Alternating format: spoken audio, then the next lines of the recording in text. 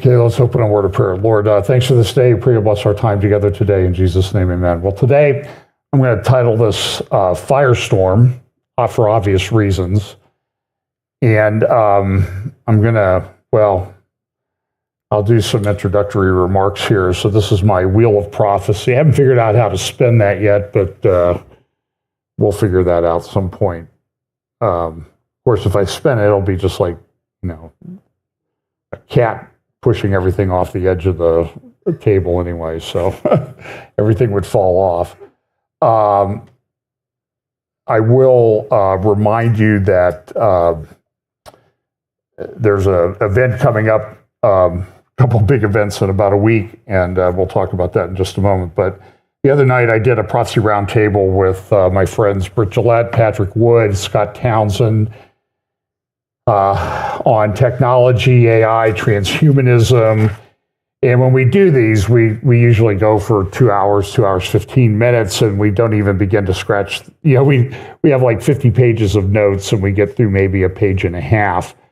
So there's plenty of material. So we're going to do another one on February 12th, 7 p.m. Eastern, on live streaming on a number of platforms, including Fellowship Bible Chapel's YouTube channel. So that's Wednesday, February the 12th at 7 p.m. And this time we'll be joined by Pete Garcia. So Patrick the other night during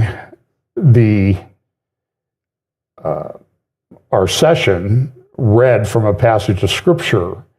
And in light of what was just starting to unfold in Southern California, it became pretty appropriate. And he read from the book of Jude. So I thought I'd just read it because I think it kind of gives us, with the object lesson that we have of the fires in Southern California, a small part of Southern California, but still major fires. Jude chapter 1, there's no chapters, Jude verse 16. And the book of Jude is often referred to, we have Acts, the Acts of the Apostles. Jude is sometimes called the Acts of the Apostates. And it's interesting that it comes right before Revelation. And I don't think that that's a mistake that the Bible is organized that way. So starting at verse 16, these are grumblers, complainers, walking according to their own lust, and they mouth great swelling words, flattering people to gain advantage. It's good we don't live in a world where we see any of that going on. But you, beloved, remember the words which were spoken before by the apostles of our Lord Jesus Christ, how they told you that there would be mockers in the last time who would walk according to their own ungodly lust. These are sensual persons who cause divisions, not having the Spirit. But you, beloved, building yourselves up on your most holy faith, praying in the Holy Spirit, keep yourselves in the love of God, looking for the mercy of our Lord Jesus Christ unto eternal life. And on some have compassion, making distinction, but others save with fear, pulling them out of the fire, hating even the garment defiled by the flesh. Now to him who is able to keep you from stumbling and to present you faultless before the presence of his glory with exceeding joy, to God our Savior, who alone is wise, be glory and majesty, dominion and power, both now and forever. Amen. So we're going to see a gathering this week of the World Economic Forum in Davos, Switzerland, that starts on January 20th. I've heard that there's another event that's taking place on January 20th here in the United States the Buckeye Championship game? Okay. I guess there's 3 important events. So global control, Buckeye Championship, and a new president being sworn in. And it's whether you like him or not, I find some of what he does kind of amusing because it's just so different from what other presidents have done. We buried a guy this week. They buried a guy this week. And the interaction among the former presidents at the funeral of Jimmy Carter was kind of a interesting thing, and all the people putting out fake lip syncing and all that. So people are having fun with it. But Jimmy Carter, I'm going to do an interview with my friend Jonathan Feldstein from Genesis 12:3 Foundation in Israel, because Jimmy Carter was not a good person. The only thing he excelled at was being wrong on every major issue that he confronted, particularly when it came to geopolitics in the Middle East. But so they're going to have this World Economic Forum. We talked a little bit about this the other night in our Prophecy Roundtable, Collaboration for the Intelligent Age. So back in September, Sam Altman, who's head of OpenAI, and I don't know if OpenAI is a publicly traded company or not. It was Sam Altman and Elon Musk started it, and Musk thought they were getting too concerned about the money. So he withdrew from the company. Altman has taken it. And I was sitting in Jerusalem about 2 years ago, early December, when I first heard of an OpenAI product called ChatGPT. Now I get my Twitter feed or X feed is just full of AI tools. Use this, do this, try this. And now we're seeing all kinds of fake videos and images. For example, I don't think the Hollywood sign burned, but there were pictures of, AI pictures of it burning. There was burning around it. So you got to be, you have to be very, very careful. And we'll talk about that in just a moment. But Sam Altman had put out an blog post back in, I think, September, saying that he thought we would get to artificial generative intelligence, where intelligence exceeds the intelligence of a human being, and then a super intelligence in about 1,000 days. But he thought that it might take a couple of years to get to artificial generative intelligence. So whether you believe him or not, and that's why I asked whether OpenAI was publicly traded, because he's saying we've already achieved artificial generative intelligence. And by the way, you probably will make this conclusion by listening to what I have to say and the way I might mispronounce a word or two here or there. And you would rightfully conclude that generative intelligence was not used in the preparation of this update.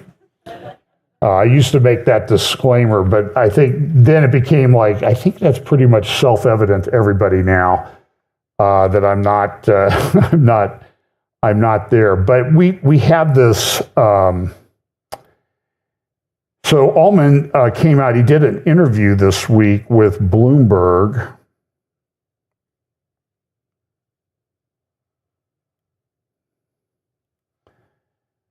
And a friend sent this, that's in the tech industry, from the CIO magazine. With O3 having reached AGI, OpenAI turns its sights towards superintelligence.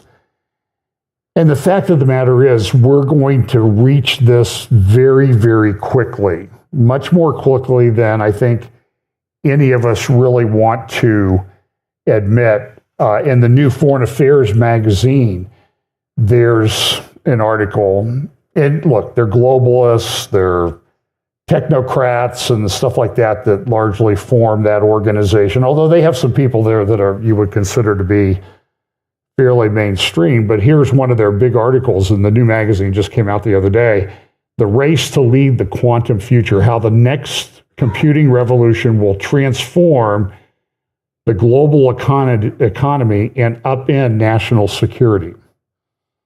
So that sounds really bright future, right? It's going to change everything. This is one conclusion here. Quantum machines could unlock breakthroughs rivaling those now projected to come from AI. Now, I don't know how good AI is. Sometimes it seems pretty stupid, but now people that are using it are saying that they get into like a conversation with the machine and the machine lies to them. So there's a deception built in. And wasn't that what Jesus warned us about the characteristic of the end times? More than anything else that he warned about. He warned about some things one time, but he warned about deception in his Olivet Discourse about 4 times. So this is, there's going to be a lot going on. So let's talk a little bit about this fire in Southern California. Now, I've probably lived in 5 states, mostly in Ohio and Indiana, but then I would think that California, Arizona, and Pennsylvania are tied for third. So I spent a lot of time in Southern California. If you look at this map, city of Los Angeles, downtown area is sort of right in the middle of the map. Let me get my little laser pointer here. So in the middle right here, that would be city of Los Angeles. These are the mountains here. This is the area, the biggest area that burned, the Pacific Palisades. Right here outside of the burn area, it's now in a evacuation zone or evacuation warning zone, are Brentwood, parts of Bel Air. Bel Air Country Club is right here. UCLA is like right down in this area here. And the interesting thing about these fires is, a lot of people, I've been out there when there's been huge fires in Southern California, and where the fires are, it's awful, but you go a half mile away and life is perfectly normal. But they have very high winds. They have the Santa Ana winds, and these come in from the desert and they blow like this direction. Although in the summer, when you're there in Southern California, and as a golfer, you try to determine where the wind's going. And every afternoon, the wind blows the same direction. It blows to the east. Because what happens is out around Palm Springs, the air gets very light and hot, and it creates a low pressure zone. But the Pacific in California is very cold. It's like 56 degrees or something like that. So it's a very dense pressure. So when the air starts to rise there, the wind rushes in. So it blows the same direction every day, about 40 miles an hour in the afternoon, about the same time. You can almost set your clock to it. But they have these Santa Ana winds that come off the deserts, and they blow here, and it can cause a big problem when you have a fire. You get these little embers, and they can fly 20 miles and light something on fire. Southern California is a desert. There's a very famous, I wouldn't recommend that you go look up his thing about living in a desert, a comedian, because it's a little bit crude, but he was actually 100% right. That's why it was so funny, because nothing grows in a desert, right? Well, they bring water in from all over the place. They've not had rain. So when I was there, I was in Temecula, mostly in... which is down south. Okay, so this is Rancho Palos Verdes, this peninsula here, down here in the lower right. Big, expensive homes. So in the Pacific Palisades area of Los Angeles, so it's about 20 miles, let's call it roughly 20 miles west of downtown. So it's not like it's right next to downtown where everything is. The home average in Pacific Palisades, all the homes together, the average sale price or value is about $3.6 million. It's very expensive, pricey place to live. And so that's why a lot of celebrities live there. And then you go over a little bit, like I said, towards the 405 freeway, which kind of comes right down through here. The Getty Museum is right in this area. The big art museum, billions of dollars of art right there, built out of marble and steel and concrete. They say they're safe. We'll see. And you get over to Brentwood and Bel Air, and they're even more expensive homes. So there was one home in the Pacific Palisades that was destroyed. Value $125 million. One home. So when you start talking about losses, so there in the Pacific Palisades, there are probably 6,000 structures that have been pretty much destroyed, totally destroyed or unusable. And you'll see, like, this one guy I saw him interviewed, and he stayed and he sprinkled some water on his roof from a hose. I think he got it out of his pool. and his house saved, but he said all 40 homes around him were gone. The James Woods, he was, his house he thought was gone, but he went back. But, people that Billy Crystal and lost their homes. Mel Gibson, who lives down in Malibu. So the Malibu starts down here, but it goes up the coast for 25. It goes all the way up to this point. So that's a good 25 miles. So this section of Malibu is just totally destroyed. So they have fire warnings all over the place, all the way up to Oxnard, Santa Clarita, all the way out to Riverside. When I was there in November, it was pretty dry, high winds, and the high winds blow the electrical lines around. The electrical lines cause sparks, and a spark causes a fire. And with the winds and everything, I remember I stopped I was going to Calvary Chapel, Chino Hills for their Wednesday night service.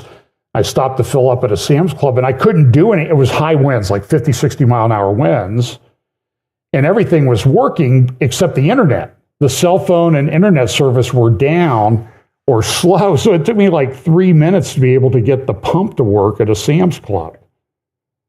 That's the practical thing, and I don't think if you've not been out there, it's hard to understand how high the winds are. So I'm not exaggerating. I've experienced many winds, 50, 60, 70, 80, 85 miles an hour while I'm out there. And so that one ember can blow 20 miles and start a fire. And then the fire is fueled by the winds.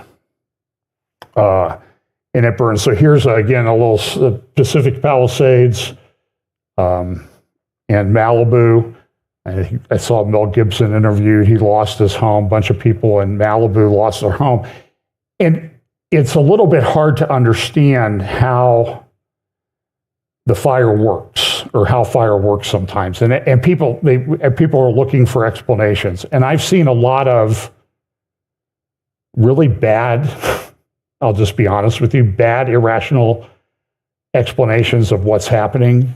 Early in my career, I spent years litigating fire cases for an insurance company.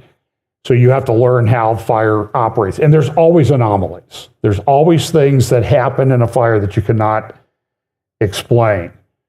So this is a picture of of the Palisades area, and all those red squares, those are homes that have been destroyed. So you're talking 5,000 or 6,000, and you multiply that by an average price of about $3.8 million. So let's say there's 5 million homes, and the average price is $3.5 million, 5,000 homes, and the average price is $3.5 million. What's that get you to? I don't have my calculator out. A lot of damage. Insurers saw the risk coming. California restricts insurers from pricing the actual risk into the price of the homeowner's insurance. And so State Farm and others just came in a few months ago and said, there's too much risk. You haven't had rain for a year. You're coming into fire season. We're out of here.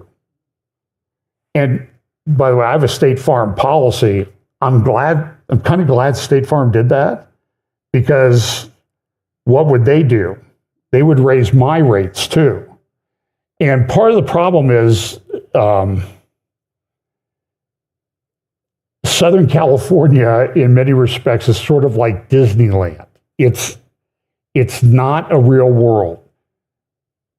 In very few places on this planet do you live in an entire area the size of Pacific Palisades or Malibu, where the homes are worth millions and millions and millions of dollars. And if you have a $2 million home, you have the rundown fixer-upper in the neighborhood. It's not a real world. And so what happens is people lose sight of that, and they think, well, I'm rich.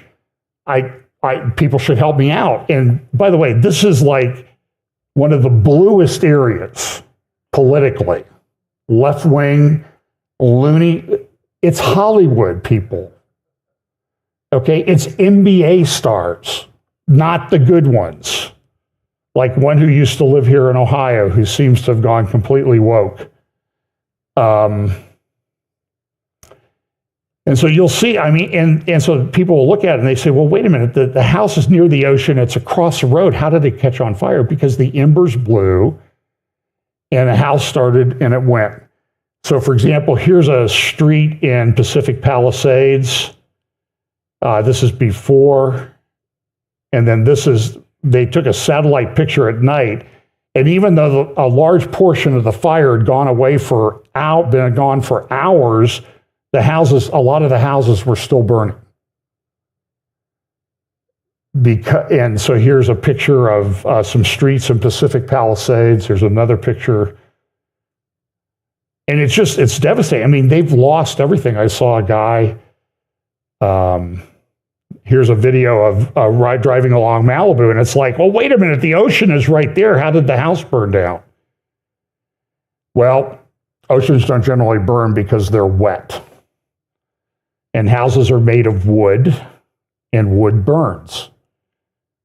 And houses, the wood and you'll see, oh, look, there's a tree. That it had to be somebody caused the fire. But let me just explain to you, there's a science behind this.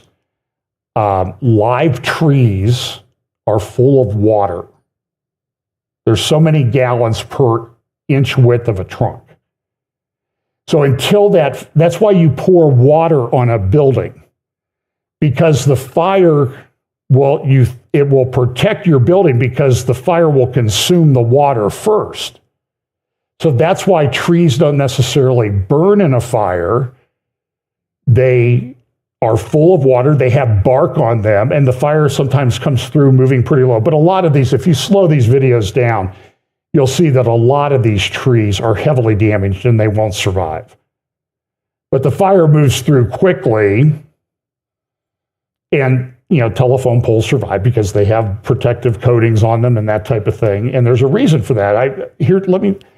So for everybody who thinks that, and you'll see some of the trees here just completely black, particularly those that were right up next to a house. But then you'll see on the street there, the grass is green. And it's like, it doesn't make any sense, but it does make perfect sense if you look at the science behind it. And I can see people clicking off, I'm stupid, I don't know what I'm talking about.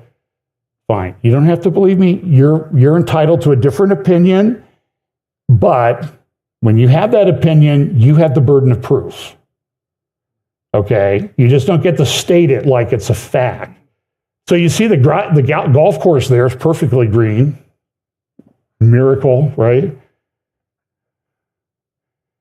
And you'll see ponds and that type of thing, and they survive. But man, this is unprecedented. I mean, this has never been seen in Southern California. And even then, you can still see there's some places where the fires are still burning, even after time. There was one guy, there was another big fire up near Pasadena, a place called Altadena. So if you want to, you guys remember the great Ohio State victory in the Rose Bowl over that team from Oregon, evil left-wing Oregon. That's the Rose Bowl right there. So this is Pasadena, and this is Altadena. And these are, again, very expensive homes, very beautiful homes. And one guy he said, we stayed as long as we could, and then we left, and we went over to get my mother. She's 94. And we came back. I was able to get back into the neighborhood, and our houses are gone. And I'm 55. I can rebuild. My mother's 94. She lost everything except the $45 in cash and the adult diapers that she grabbed as they were running out the door. Every picture of her husband, is gone. And I mean, so there's a real human cost of this. These are the homes that were destroyed in Altadena area, beautiful area. Been through there many times. Not quite as pricey as Pacific Palisades, but still pretty. There's this Altadena Community Church. This is what it looked like before. And by the way, you see there's a lot of open space in Southern California because the mountains, they're too steep to build on. Here's what that church looks like today. And all this change. And the pictures are just horrific, damage everywhere. And even the Al-Qaeda people in Syria are putting up videos immediately saying, in the newspapers in Iran, you Americans, you're being judged by Allah. Allah is judging you for your sins, and you helped Israel burn Gaza, so God's burning your cities. And now the concern is they think they're several days away from getting a complete handle on it. So, for example, with regard to this fire in Pacific Palisades, so if you go a little bit to the north, up through the 405, you hit the 101 freeway, it goes over to Thousand Oaks, and then a little bit north of that is Simi Valley and that type of thing. But they're concerned that it could get into Bel Air, go from Bel Air into Beverly Hills. And I mean, you're talking like some of the most expensive real estate in the world is at risk. And so they're going to have high winds again this week, and they don't have the fire under control. It might be 10% contained, 15% contained, at least at the last time that I read things this morning. So this is a major problem, and it has this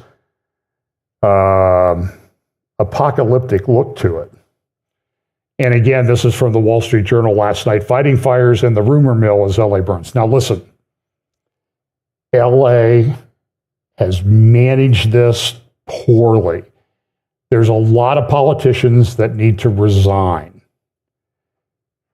But my question is, will the citizens of LA be willing to pay the cost to have enough water in the system so that there's pressure? Because what happened, I mean, you see the size of this fire area, and what happened was they came in into these two areas, and they opened all the fire hydrants. So listen, this is just personal experience. This is the way John Haller views the world. When I was 19, I worked part of the summer between my freshman and sophomore college year for the water company. For 3 weeks, I had to work the night shift.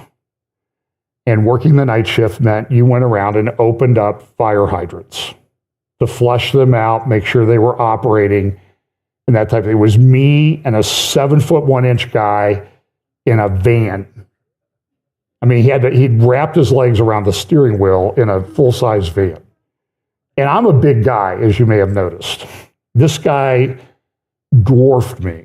I don't even know where he bought clothes back in those days. But anyway, every time we opened a fire hydrant, we had to radio the reservoir, the operator of the dam, and the guy who controlled the water pressure in the whole city of Johnstown, Pennsylvania, for opening one fire hydrant. Because if we opened two, we could affect the water everywhere.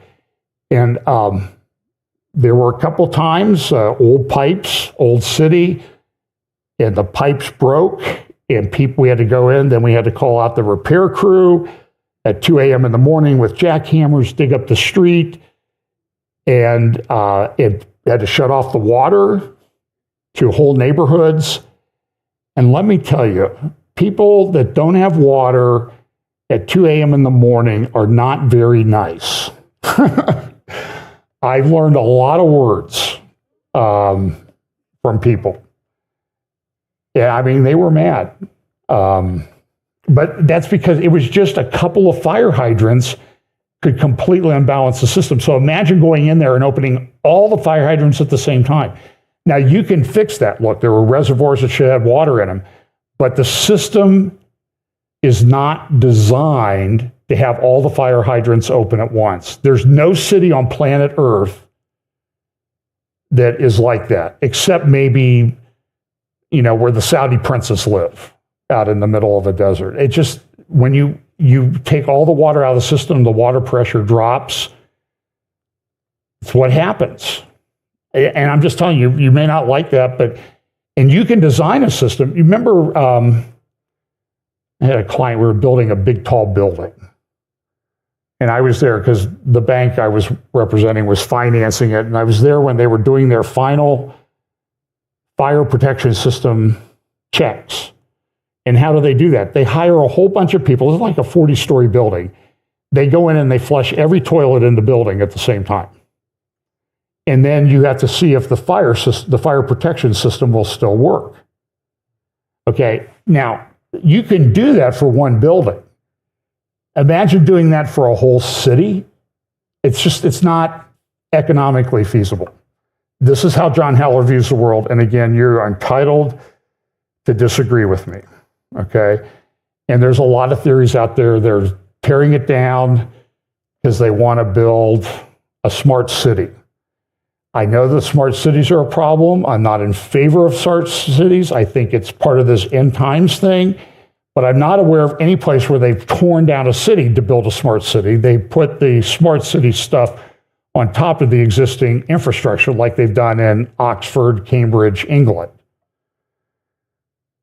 So pray for the people out there. There are places, churches like Calvary Chapel, Chino Hills, and some of their Calvary Chapels are gathering things to give to people. But you can imagine you have 100,000 people in the United States that are displaced and have no place to go. Now maybe they have a friend who has an 18-bedroom mansion. They can go stay with them for a while. But this is devastating. And like even these people whose houses survived, the whole neighborhood is gone. All your friends are gone. It's just a horrible thing. Let's see. So I want to talk just a moment about what's going on in the UK, because I think this is a harbinger or preview of what might be coming here with some of these.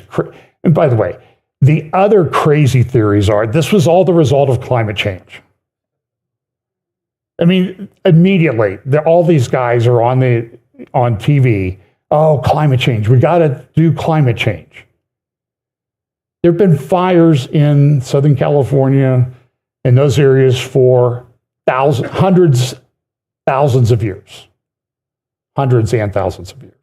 Because that's the way it is. It's a dry climate, a lot of fuel around, it builds up, they haven't cleaned it off, and it's like tinder. By the way, do an experiment. Well, don't do this.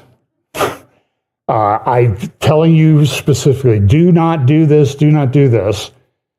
But think about it. So go out in your yard, take a can of gasoline and a match. Pour a gallon of gasoline on a tree and light it. And then go inside to your house, make sure your fire insurance is paid up and doesn't exclude arson. That's why I'm telling you not to do this. But pour it on wood in your house and light the match. Which is going to burn down first? The tree or your house? Because the wood in the house, like our house is 20 years old. That wood hasn't had water in it for 20 years. It's been drying out. Do you think that wood is combustible? And then you have all the other stuff. You have fabrics and carpets and that type of thing. That's why they burn. And like I said, I was in Chicago once, funnel cloud coming up Lakeshore Drive. My client and I, we drove under an underpass there off Lakeshore Drive. Funnel cloud went over us, and we drove down Lakeshore Drive. And we get down there by where Buckingham Fountain is. These giant oak trees are all laying on their side down on the street on Lakeshore Drive. They had been pulled, roots and all, up out of the ground and laid on their side. The whole root system's exposed, and almost all the leaves are on the tree. Now, how does that happen? God has this miraculous design about how you ever tried, I mean, you know, sometimes you're out with the leaf blower and you've got that one leaf, it just won't go in, because the leaf is designed to resist your leaf blower. And it does work. Again, this is how John Haller sees the world and thinks about things, and you are entitled to disagree with me and argue with me, but you have the burden of proof. So this is, what's going on in the UK is a harbinger, a preview of what's coming here. So they're having a big fight over migrants, and they want to do this. And then we have, this is Civil Service Office has now said you can have a different opinion now in the UK on transgender issues. And you can even express that opinion at work. You can even do that at the NHS. Now, they may kick you out if they think you're not in good enough shape for them to it's crazy over there. And now they have this big thing with grooming gangs, and Tommy Robinson's in prison and solitary confinement. That's crazy. And then this week, they have this net zero policy. By 2030, we will stop using fossil fuels. And so what happened this week, they're down to 1 week's supply of gas. We're just at the start of winter. It looks like it might be a pretty severe winter. They have less than a week of gas left, and then they had this thing. I mean, the government keep telling us we're going to have energy security because we're going to have our own homegrown energy, but that doesn't seem to be quite what's happening. Well, and it's also a lie, unfortunately, because the strategy is to rely on renewables based in the UK, but also to rely on electricity imports from the continent. So there's no strategy to actually be energy independent. The net zero transition strategy is to have this combination of renewables, storage, and imports of electricity.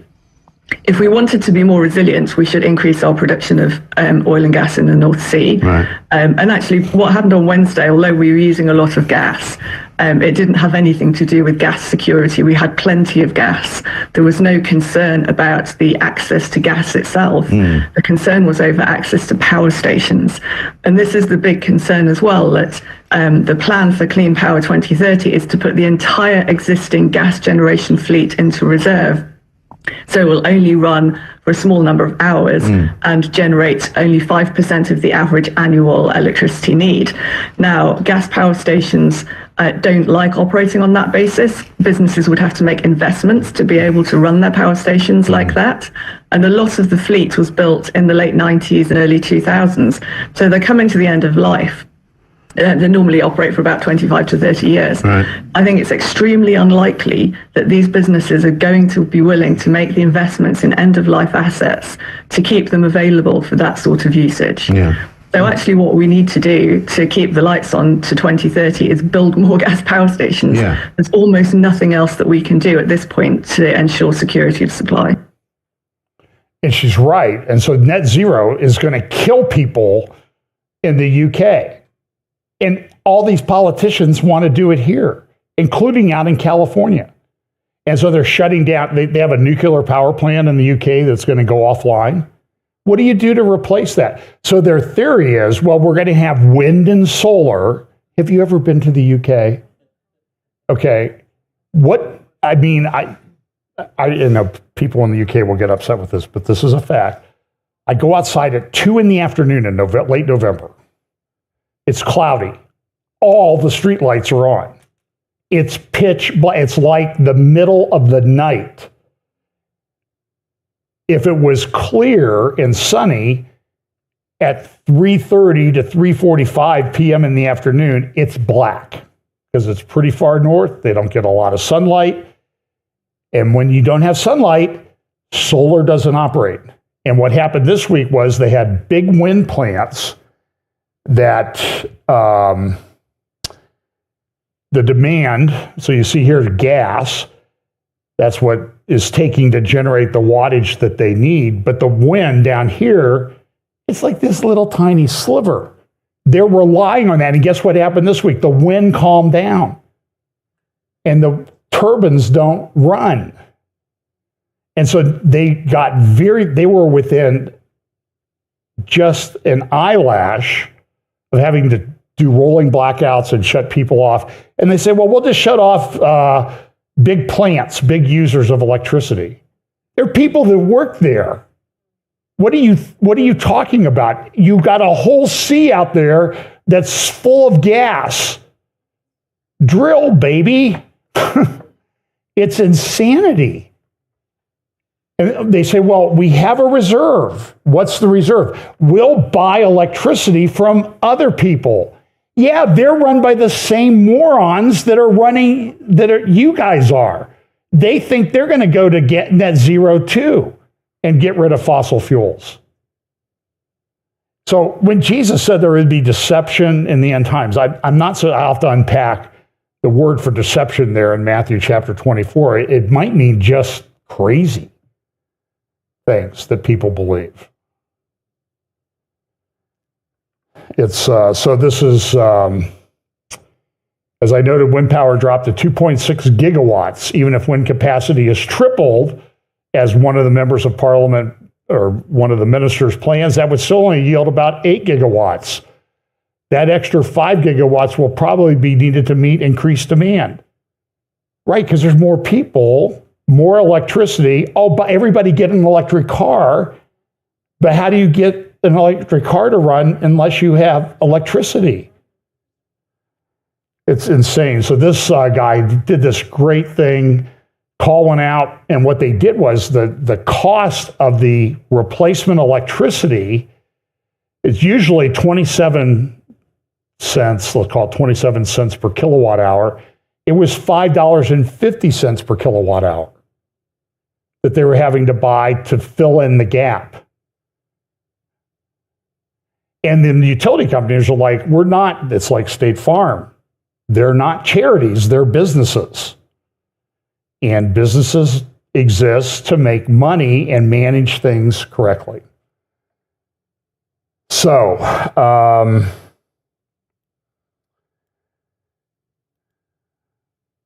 going to move to the Middle East now, and we'll do this. I've got a long clip from a Carolyn Glick program because I think they say it much better than I could.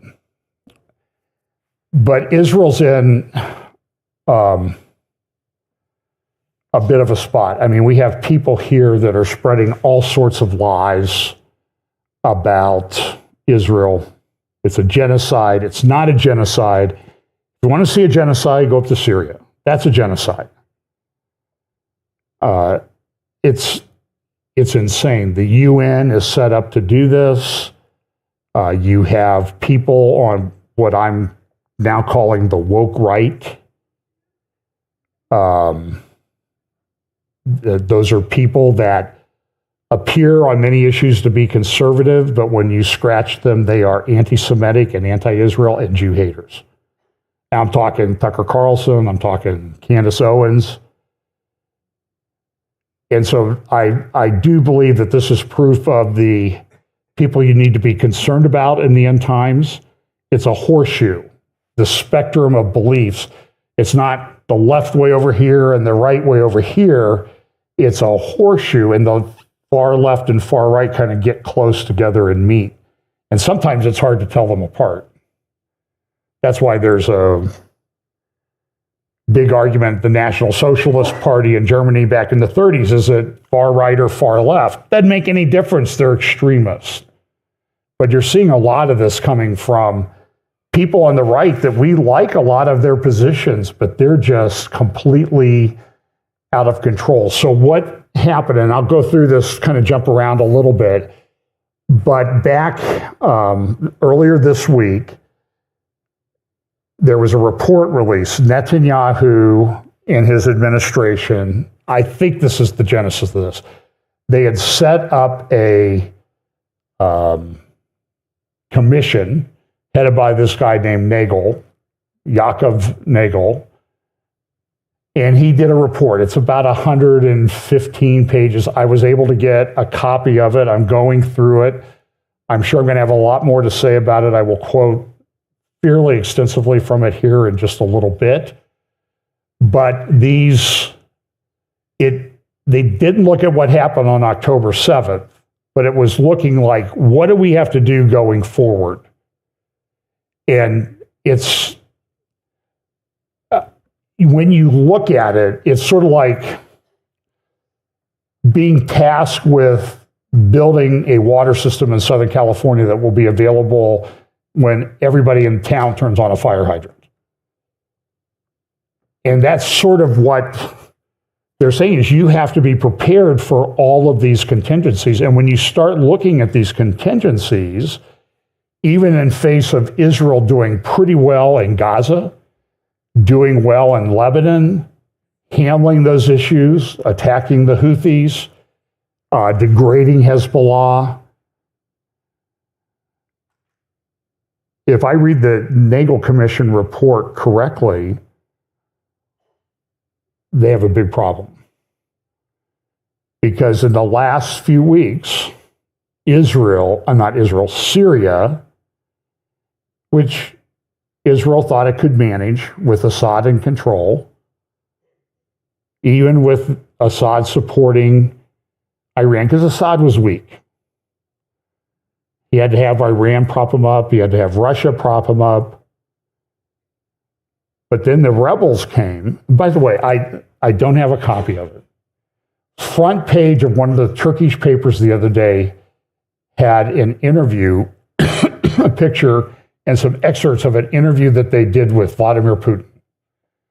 Now, everybody said, oh, Russia's in Syria. Syria can't fall. Putin will protect Syria. They've got bases there. They've got a naval base. They got an air base. And Putin's like, I'm not going to spend I'm in a war. I've got other things to do with my people. And by the way, Russia's got some problems brewing in Chechnya with the Islamic rebels that he's controlled for a while. I'm telling you what, everywhere you look, there's like an earthquake ready to happen or a volcano ready to explode geopolitically, everywhere. So Putin goes, Assad had 30,000 people in his military. How many rebels came and took over Damascus? Any guesses? 350. And Putin's like, you guys ran away when 350 people attacked you? I'm out of here. So he's taking his assets, much as he could get, and he's moving them to Libya. And I'll talk a little bit more about that in a moment. But 350 rebels upended a country that had been in civil war for almost 14 years. And they did it in like 3 days. Now, they weren't just 350. There were 350 that went to Damascus. But that's where Assad had his palace. He had all this security apparatus, and the stories that are coming out, the prisons, they're finding rooms in these prisons with piles of bodies of people that were just arrested in the last month. Because Assad kind of knew this was coming, started transferring assets. Now the word is his wife's filed for divorce. And this happened, we can all agree, this happened with stunning speed. Now what happens is, in Syria, I made up my little deck of cards, the Essential Caliphate House of Cards Toolkit. It's created and brought to you by sultansrus.turk.com. And one of those is, you have Assad there, of course, who fashions himself as a new sultan. And you see the strings controlling Jelani. That's the picture, but I think that's what's going on. Erdogan's pulling Jelani's strings. And again, I will refer to this for the umpteenth time. They had this giant protest demonstration in Istanbul, and it said a sun rises, because this is how Erdogan views things. He's been at this for 22 years. He's Muslim Brotherhood. The Muslim Brotherhood and the Shia 12ers that run Iran, they have a long view of things. This might not happen in my lifetime, but I'm going to do everything to put the wheels in motion so that it will happen at some point in the future, and it might be 100 or 200 years away. And so the other thing is, first, yesterday, Hagia Sophia, the largest church in Christendom, was turned into a mosque in Istanbul. That is it's not highly symbolic, it's uber highly symbolic. Today, Umayyad, the tower in the middle, the Umayyad Mosque, the Shia Empire Mosque, main mosque in Damascus. Yesterday, Christianity. Today, Shia Islam. Tomorrow, Al-Aqsa, the Dome of the Rock, which is not Al-Aqsa, but they call the whole thing Al-Aqsa now. Anyway, tomorrow, Jerusalem and the Jews and the Christians. We'll finish him off. That's the way he thinks. 4 years ago, when he was turning Hagia Sophia into a mosque, he tweeted out the resurrection of Hagia Sophia. It's no longer a church, it's a mosque like it's supposed to be. And that's highly symbolic. We took over the biggest church ever built in the history of Christianity. We took it over. I took it over. I'm the Sultan. I'm the Caliph. And it's highly symbolic. And he tweeted out around the same time, Jerusalem is our city. When Trump was moving the embassy to Jerusalem, Erdogan's publishing maps like this. All of us Bible prophecy guys, we like to make our little Ezekiel 38, 39 maps, which show these countries, Libya, Cush, Magog, Central Asian Republic. Now, I'm not sure Sibra and Didian is correct, but Erdogan probably got that part of it. But listen, you get the point.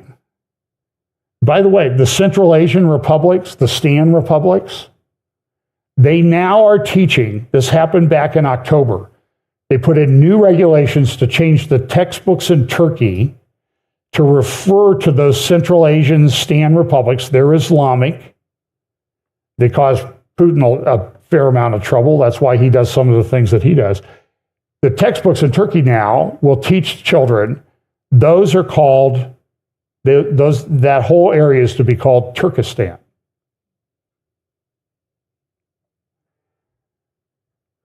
For a very long time, I have been watching this, and I'm telling you that in the last 4 weeks, a lot of things that I've been watching for in Bible prophecy have started to coalesce and come to the surface in a very big way. So here's an article, Turkey's serious policies to raise tensions with Israel. This is in the Jerusalem Post the other day.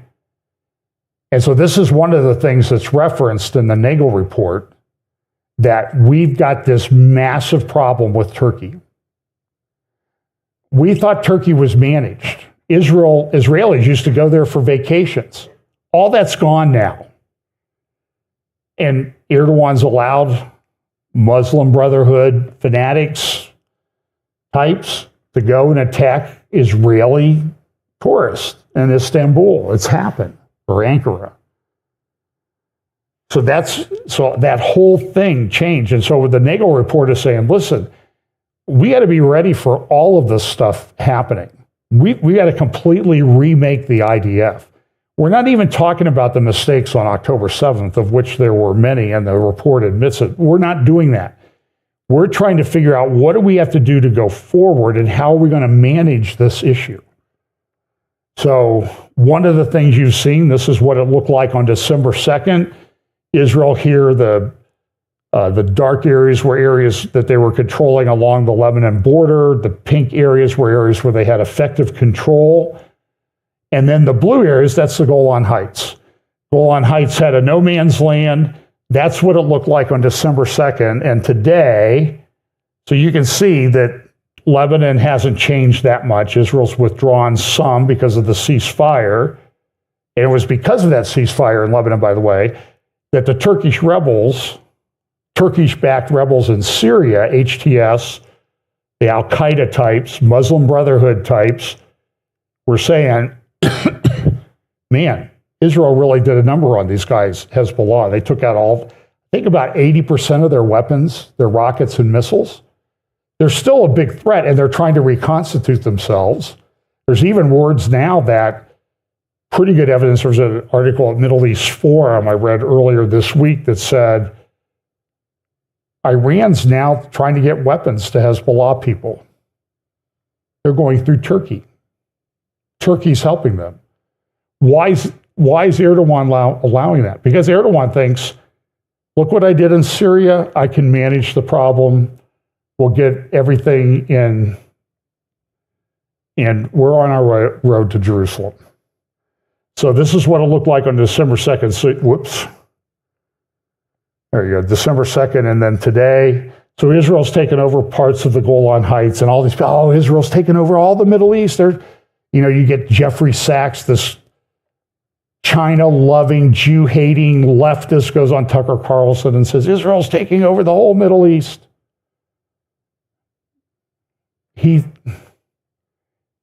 And Tucker doesn't even challenge him. It's insane.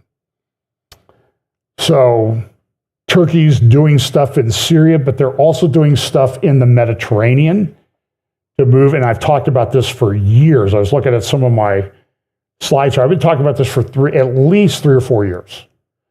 So a number of years ago, Erdogan put in place this doctrine, Mavi Vatan, the blue homeland. And so what you see Turkey there, you see the Black Sea, you see the Mediterranean, and Turkey's got a problem. Under international law, if your country has an island, you get the waters around the island. Well, Greece has all these islands in the Aegean Sea, and if you really apply international law correctly, Turkey's got a little strip along their coast. And Turkey doesn't like that. They want gas. They're looking for gas. They've been exploring for gas. They found some gas up in the Black Sea. And they have pipelines all across them. So here's Erdogan in front of the map, the blue homeland. This is one of their gas exploration ships that they have. And you can kind of see this is a video that TRT World did a few years back, and you can kind of see the blue area that Turkey is claiming as its homeland. But Turkey also did something too. They went beyond the blue homeland, and they said they entered into an agreement. Let's see. They entered into an agreement with Libya, although the guy in control of that part of Libya, they said this is a joint exclusive economic zone. It was done to block Israel. Oh, Israel, you want to go across our exclusive economic zone? You can ship your gas. You can put your pipeline in. We'll send you the bill for the transit fee. And so now Turkey, this is a picture of Erdogan with Putin not too long ago, I guess back in 2020. Talking about, and so the pipeline agreement that under which Ukraine was allowing Russian gas to go across pipelines across Ukraine into Europe, and Ukraine was making about $2 billion a year in transit fees off of that. That expired December 31st. Ukraine says we're not renewing it. And so now the gas supplies they're having to rework those. There is a Turk Stream pipeline across Turkey that Erdogan says, hey, use my pipeline. Use the pipeline that's here. It'll work fine. Qatar wants to build a pipeline across Syria. Why do you think Erdogan wants Syria? He wants the revenue from the transit fees on the pipeline from Qatar down on the Persian Gulf, across Iraq and Syria and Turkey into pipelines and then into Europe. And all these crazy people in Europe, what are they going to do for gas? And they're trying to do net zero and shut it off anyway. It's totally insane. I'm not somebody who believes in a revived Roman Empire based in Europe because I just don't think they're smart enough. And so here's the thing about Turkestan changing the textbooks. So here's an article by David Weinberg. He's an attorney, works with some think tanks in Israel. I can't remember which one he's with now. He's switched a couple times. But we love him. He's an attorney, so that means right away he's got to be a good thinker. What does America backing for Israel mean in the current wars? Hopefully the scope and depth of American backing will improve dramatically in the move this month from President Joe Biden to President-elect Donald Trump. This was in the Jerusalem Post Friday. From the day that Hamas savagely attacked Israel, the Biden administration has backed Israel in its counterattack to rout Hamas and in its rule in Gaza. The U.S. has given Israel weapons and diplomatic support, blocking dozens of anti-Israel resolutions at the UN. And so it's, look, Washington has also counterproductively restrained the Israeli military. Has been annoyingly mistaken every step of the way, riding Israel's brakes. Don't invade Gaza City, said Defense Secretary Lloyd Austin. Secretary of State Anthony Blinken, who somebody said this week doesn't have a blinking clue. He was interviewed this week by the New York Times. I think you need to listen to a little bit of this because it sort of tells what he's been doing. Well, there were moments when it seemed you were trying to draw red lines in public, telling Israel not to go into Rafah, for example, and then they did. Israel's prime minister... They went into Rafah in a very different way than Benjamin they were planning to do. Netanyahu never seemed to listen to you, though. No, I disagree with that. And again, I mentioned how we've gone at humanitarian assistance from day one, and that's been a perennial and ongoing effort throughout this time. When it comes to Rafah, we had deep concerns about a direct attack and the use of the 2,000-pound munitions in densely populated areas. What Israel wound up doing in Rafah was very different from what they were planning to do before we engaged with them. So you feel like you've been effective in shaping the conduct of Prime Minister Benjamin Netanyahu? I think the question we had was how can we most effectively both shape the conflict, but also bring an end to the conflict. And the focus on getting a ceasefire hostage agreement was what was, in our estimation, the quickest and most durable way to get an end. And as I said, Hamas won. When they saw Israel under pressure publicly, they pulled back. The other thing that got Hamas to pull back was their belief, their hope that there'd be a wider conflict, that Hezbollah would attack Israel, that Iran would attack Israel, that other actors would attack Israel, and that Israel would have its hands full and Hamas could continue what it was doing. Okay, I have trouble listening to him. He's gone soon. But you notice what he said was, every time we applied pressure to Israel, Hamas backed off. And then everybody blamed Netanyahu. And so he's admitted, we did the wrong thing. He's admitting there that what they did was help Hamas, not Israel, who's our ally. So back to David Weinberg's article in the Jerusalem Post, his spokesman said, we don't seek a wider war in the region. We don't seek escalated tensions in the region. We don't seek a wider conflict. We don't seek a war with Iran. More don'ts for Israel. America went on to assure its European and Middle East allies and the Iranians that it was not involved in Israel's intensive campaign of strikes against Hezbollah missile depots and military installations. Not involved in the Israeli strike on senior Hezbollah commander Ibrahim Akil. Not involved in the beeper bombing of Hezbollah operatives. Not involved in the assassinations of Hamas leader Ismail Haniyeh in Tehran or Hezbollah chieftain Hassan Nasrallah in Beirut. And all the Hezbollah leadership. Each time the U.S. predictably prattled that the U.S. was not involved and that it does not want to see an escalation. You get the picture. America has not sufficiently backstopped Israel with American commitment and power in the confrontation against Iran and its terrorist proxies. Rather, its de-escalation mantra has hemmed in and handcuffed Israel. And I'm going to tell you, if Trump changes this policy, the people on the woke right are going to be screaming bloody murder.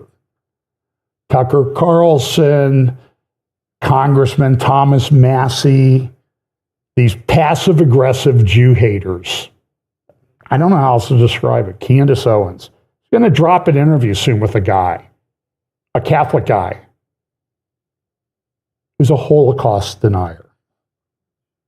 Oh, I'm just asking questions, she says. I'm just asking questions. Baloney. You're not asking any of the right questions, Candace. Boy. And look how quick everybody falls. So Hamas is still, they're reconstituting themselves, they're launching rockets. Israel's got a lot of things going on. The Iranians themselves,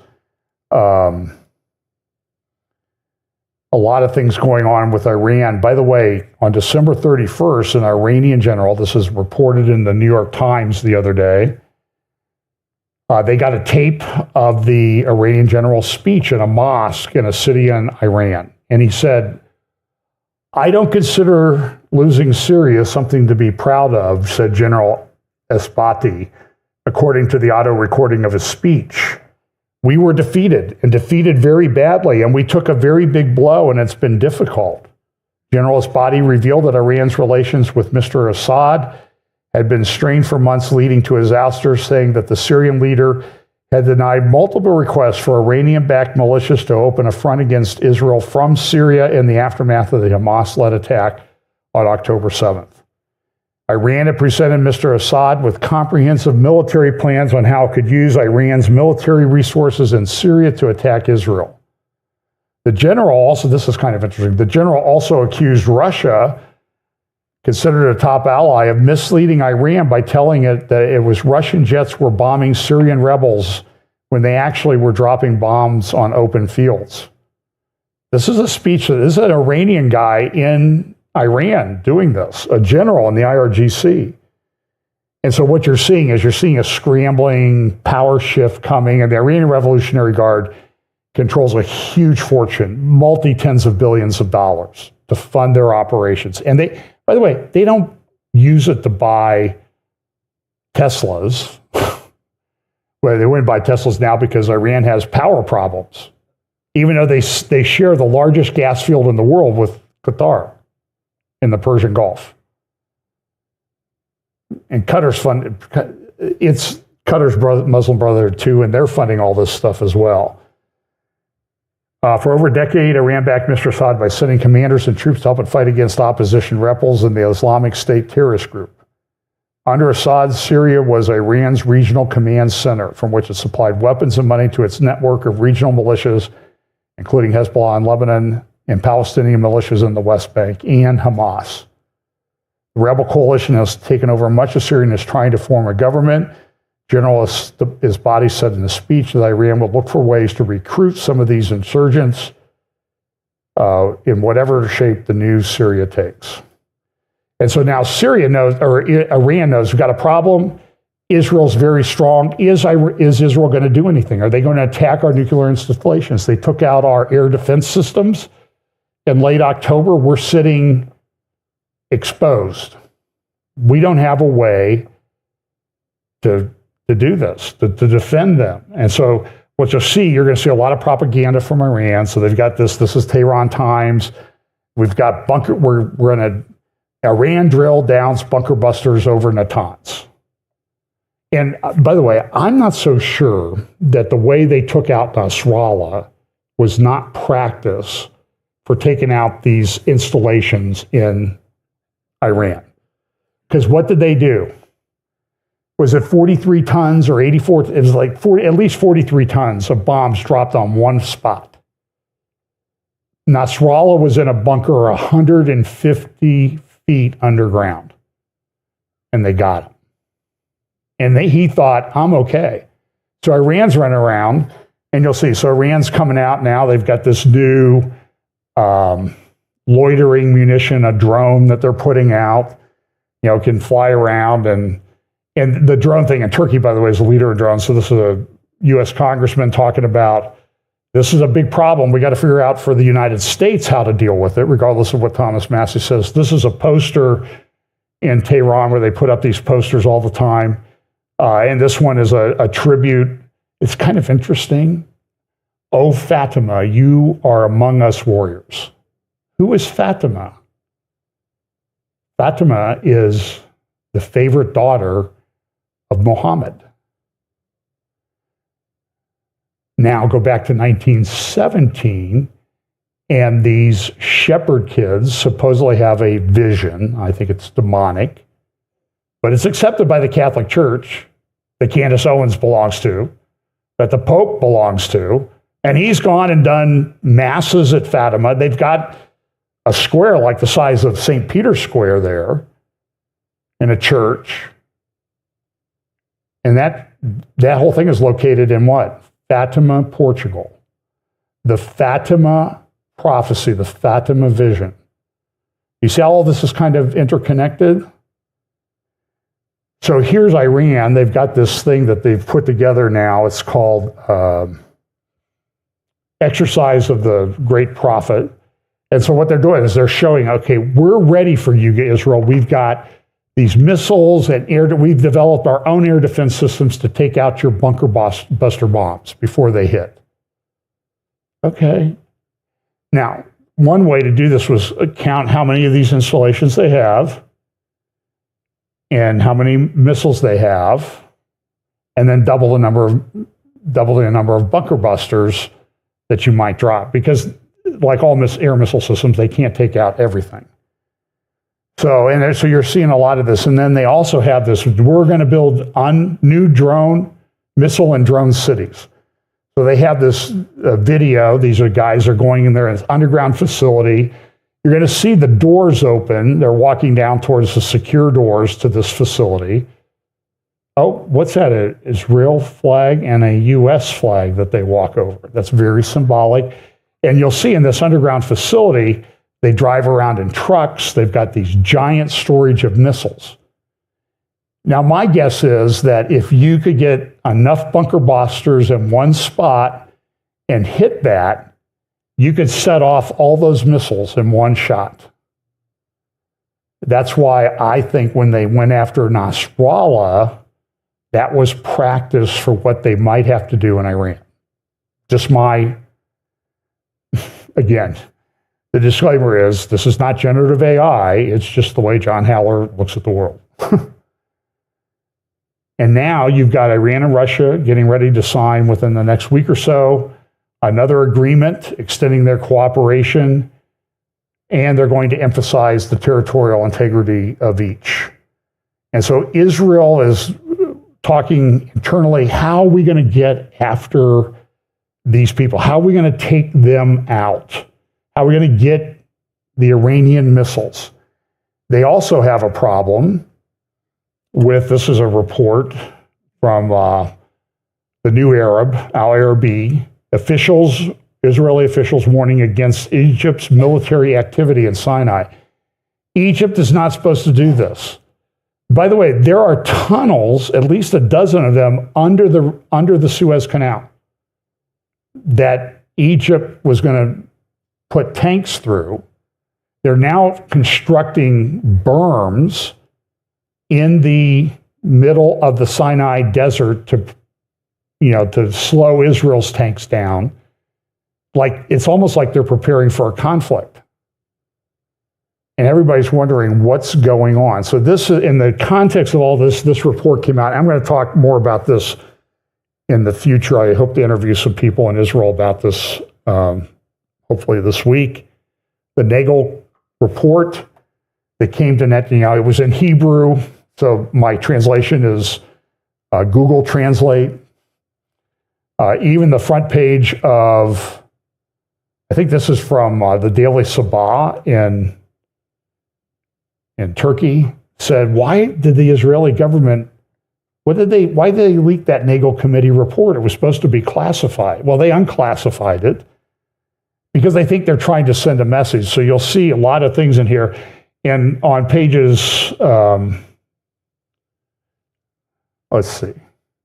So the Nagel Commission report comes out. So Friday in Israel Hayom, front page, they had a big cover article translated as Tehran considering attacking Netanyahu held an unusual debate. And what happened was that Netanyahu got together a bunch of people and had a discussion at the top of the state. Netanyahu held a meeting with Katz, Dermer, Halevi, the head of the IDF, and senior defense officials on the possibility of another Iranian attack. At the same time, the nuclear progress of the Ayatollah regime is being examined. The change of administration in the U.S. will provide more favorable ground for the final removal of the threat. So this report is very important. I'm not going to go into, let's see if I can get this a little bit larger. The translation doesn't come through very well, but they said that Israel's facing like 6 major threats in the future. And a lot of this report is like the Turkish threat. We didn't really think we were going to have to deal with Turkey now. Now we got to remake our military to deal with Turkey. We got the Egyptian problem. We've got Judea, Samaria, the West Bank. We still have problems potentially with Hezbollah. Israel's got a big task ahead of it. And you have to be realistic. So Carolyn Glick interviewed Amiat Cohen, who's with the, I don't know how you say it, Harut Center. They did a thing a few weeks ago with Ben Shapiro and Douglas Murray in Jerusalem. I think it was called for the glory of Zion or something. So anyway, I want to listen a little bit. This is going to be about 10 minutes. And I just think it's important that you listen to what they say because they really cover a lot of issues. And Amiat Cohen is just an absolutely brilliant individual. He did this article in the, he served in the reserve. He was up in Lebanon, the last Lebanon war. We've got to make it, we've got to occupy territory to let our enemies know we're serious.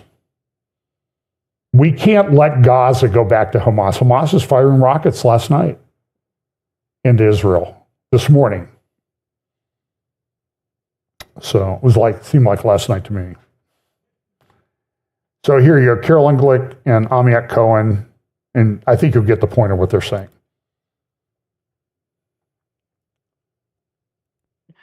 So everything, whether it's in Lebanon or in Gaza, the entire war effort and everything that we have accomplished on the ground is being stymied and undermined because of the mindset of the chief of staff of the IDF, Herzi Halevi. It's not only him; it's the elite intellectuals in Israel, the academia, the media, the many other elite intellectuals who are morally opposed to victory, and that is the core issue here. When we define victory, we want the other side to lose. Right. And losing a war means horrible things. Don't start one if you don't want to lose a war.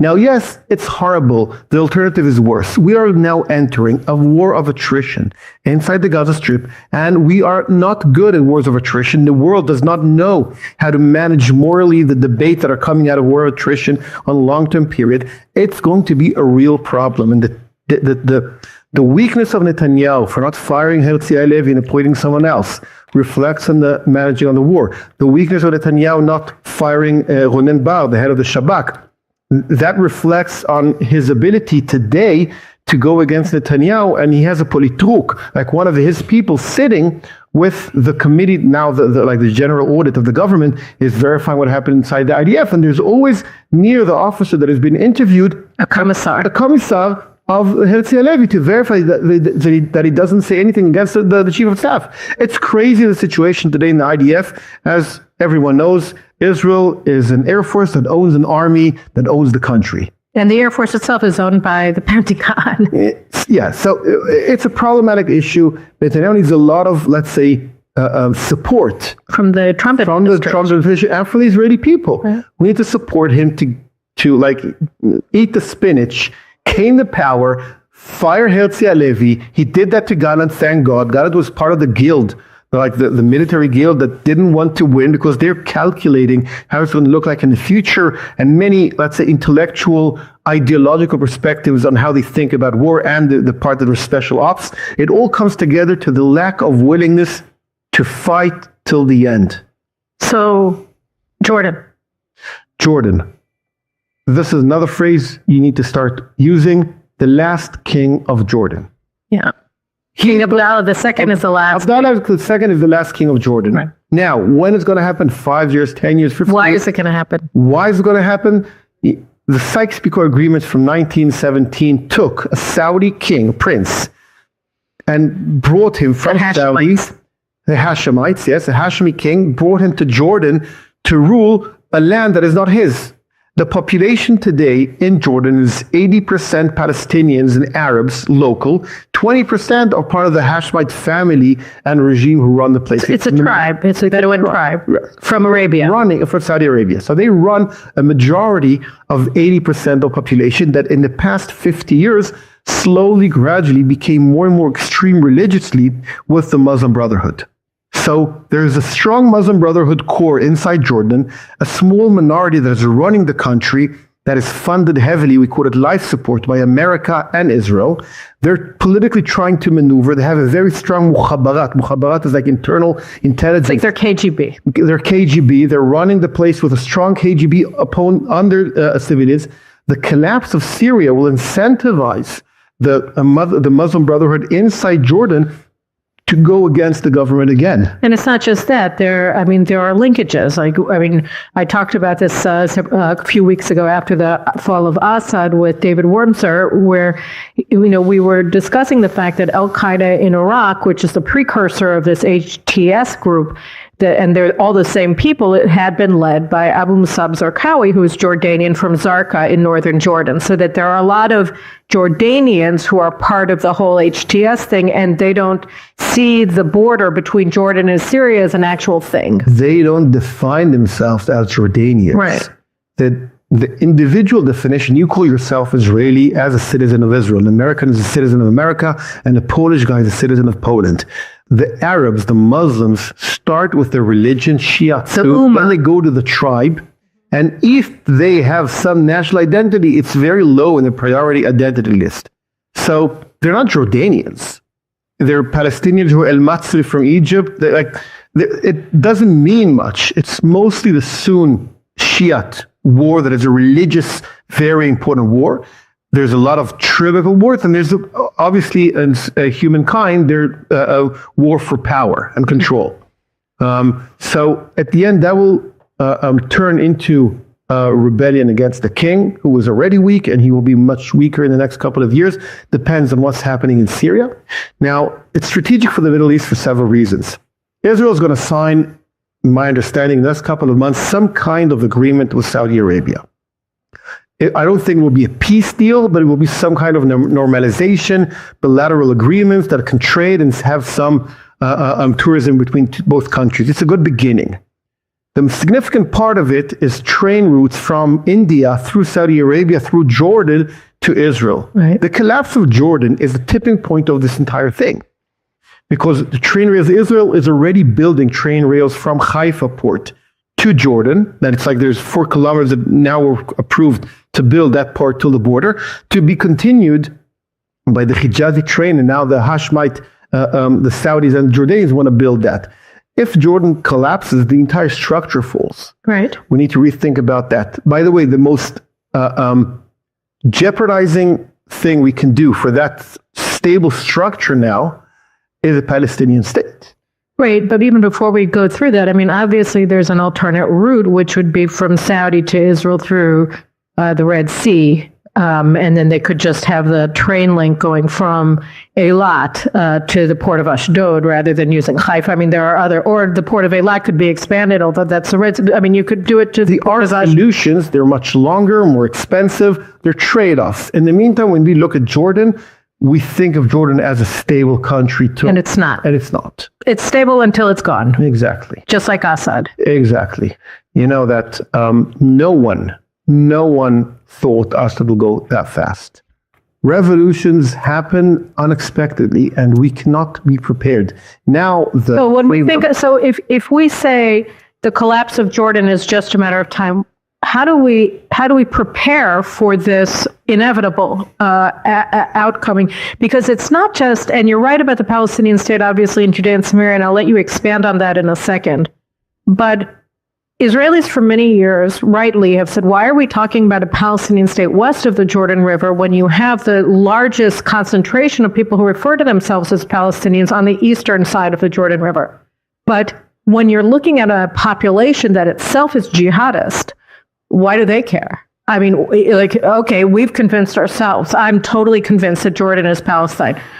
But who cares what I think, right? I mean, so bring that into what you're about to say. So the first, I wanted to start that if there is some conversations about the PLO turning, the PA turning into a Palestinian state that is connected to Jordan, it will incentivize people to flee from Jordan towards Israel on one hand, and it will incentivize the people inside Jordan for their success of military assault on the West to get a country inside Judea and Samaria. Now remember, 70% of the Palestinians in Judea and Samaria support Hamas. So the calculation will be, remember, that we attacked in Gaza and we got a state. That means, that invaded our works. It worked. We got a state thanks to the military attack. That will incentivize the Palestinians inside Jordan to attack their king and get their country and build their new kingdom with Judea and Samaria and with Jordan. The solution is there was no option of a Palestinian state in Judea and Samaria, definitely not with a connection, direct connection, border connection with Jordan.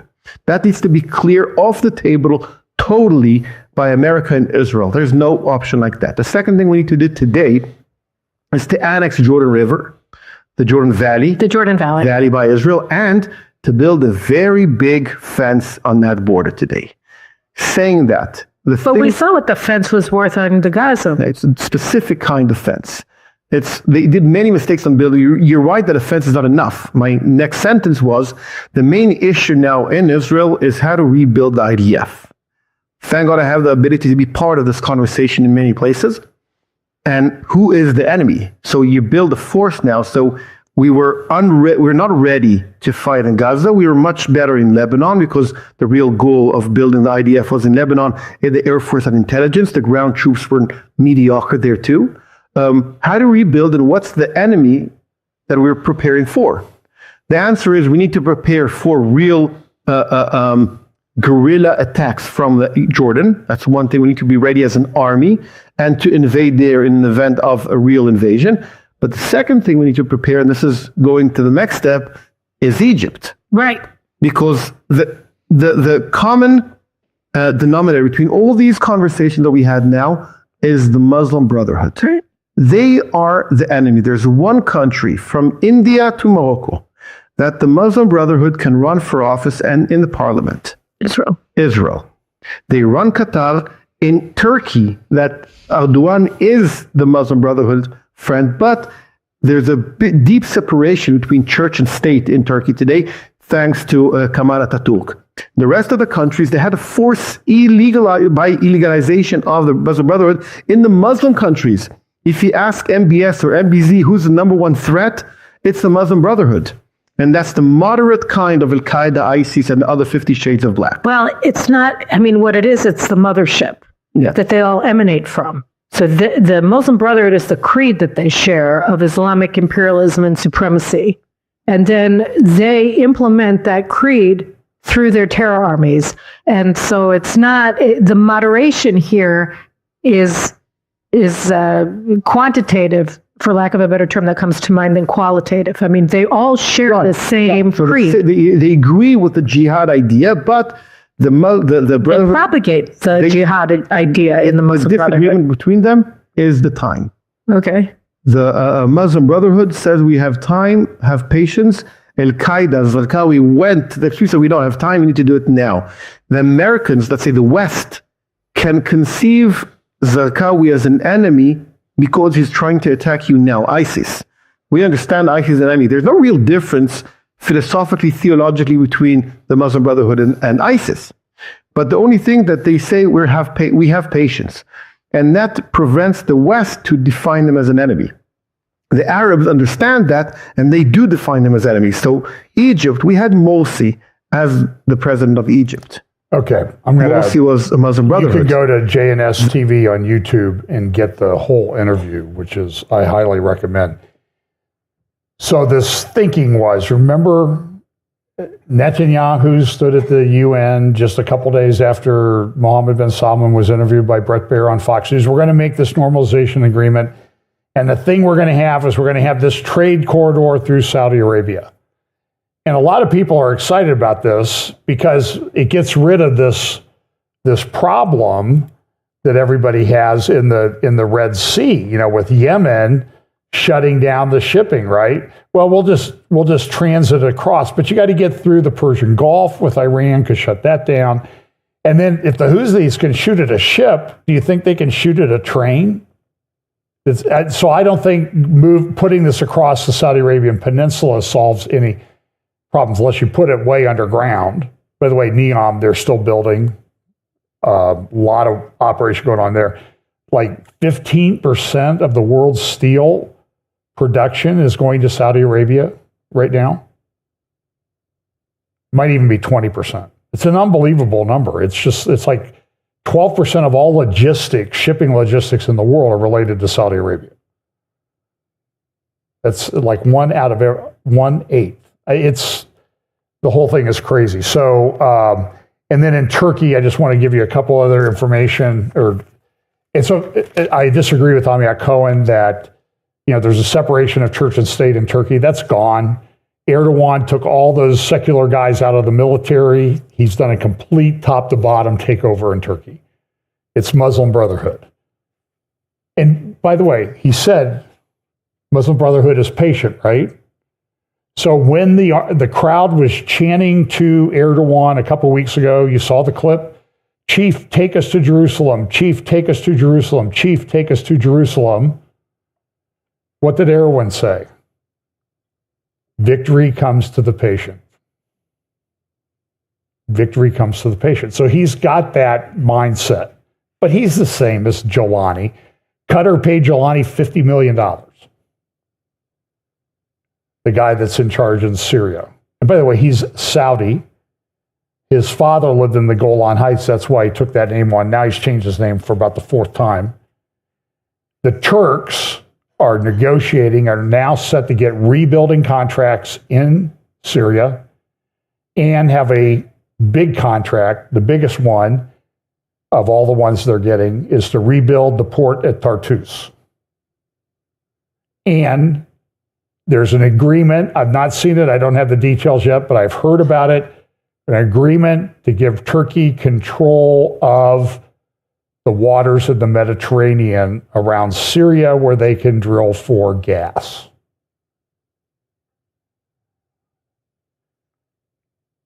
I'm sort of shocked at all this stuff that's going on. So anyway, and there's a new president in Lebanon, the former head of the Lebanon army, Lebanese military, and he says, we're not going to let Hezbollah come back. But they're trying. In fact, there was one, I don't know if it was a drone or a rocket or mortar or something came in from Lebanon this morning. So anyway, crazy. I mean, it's a crazy world. And we'll see what happens in a week. Trump was sentenced. Well, he was convicted. The conviction was made final this week. That was a show trial. It was nonsense legally from the beginning.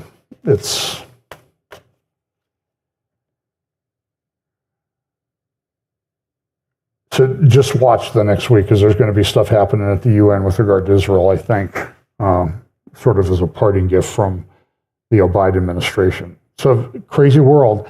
Pray for the people in Los Angeles. Find out how you can contribute if you can. People lost everything. A lot of people losing everything in the world. I think that's going to be characteristic till the Lord comes back.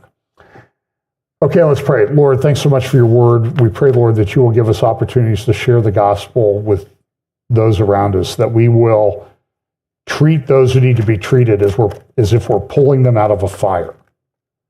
We have plenty of examples of that this week. We just pray that you'll bless us, give us those opportunities, and help us to not be driven by a spirit of fear, but a spirit of hope, because we know how this all works out and finishes.